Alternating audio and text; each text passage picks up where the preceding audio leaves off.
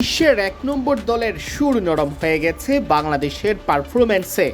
বিশ্বসেরা দলের ঘাম ছুটিয়ে দিয়েছে বাংলাদেশ, নাস্তানাবুদ করে ছেড়েছে তাদেরই মাটিতে খেলতে গিয়ে। এমন পারফরম্যান্স ভারতের জন্য অসম্ভব। বাংলাদেশের ডারউইন টেস্টের পারফরম্যান্সে মুগ্ধ হয়ে এমন সব মন্তব্য করেছেন বাসিত আলী। পাকিস্তানের সাবেক এই ক্রিকেটার বলেন, আপনারা কি কখনো এটা দেখেছেন যে অস্ট্রেলিয়া 100 ওভারের বেশি ফিল্ডিং করছে? সেখানে পাকিস্তান যায় 50-60 ওভার, ভারত যায় 60-70 ওভার, ইংল্যান্ড যায় 40-50 ওভার। এর চেয়ে বেশি ওভার তারা ব্যাট করতে পারে না।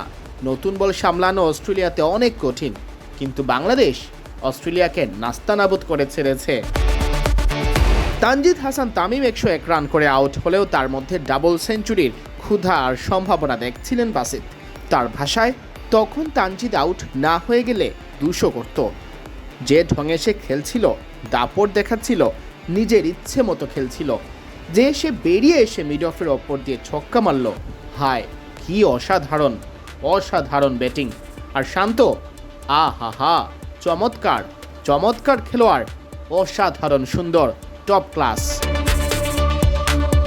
এই টেস্টের ফলাফল কি হবে তা সময়ই বলে দেবে। আপাতত অস্ট্রেলিয়ার দম্ভ ধুলোয় মেশানোই এই এশিয়ান কিংবদন্তির চোখে বড় সাফল্য। জানালেন, যখন আপনারা বিশ্বসেরা 1 নম্বর দলের বিপক্ষে খেলছেন, আর তাও তাদের নিজেদের মাঠে, আর তাদেরকে আপনারা ঘাম ছুটিয়ে দিলেন, এটা শান্তর দলের অনেক বড় সাফল্য। এদিকে বাংলাদেশের কাছে হারের ভয়ে সুরও নাকি নরম হয়ে গেছে অস্ট্রেলিয়ার।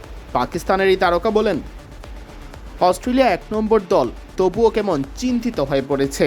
আজ তো ধারাভাষ্যকাররাও চিন্তায় ছিল, গিলক্রিস্টও কথা বলছিল।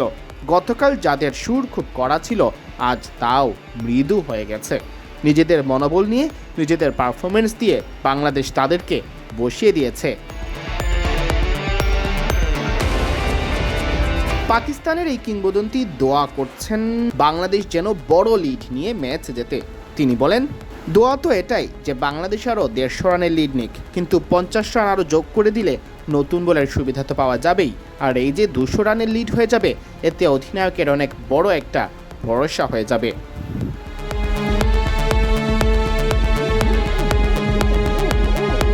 সিয়াম চৌধুরী, বিডি ক্রিক টাইম।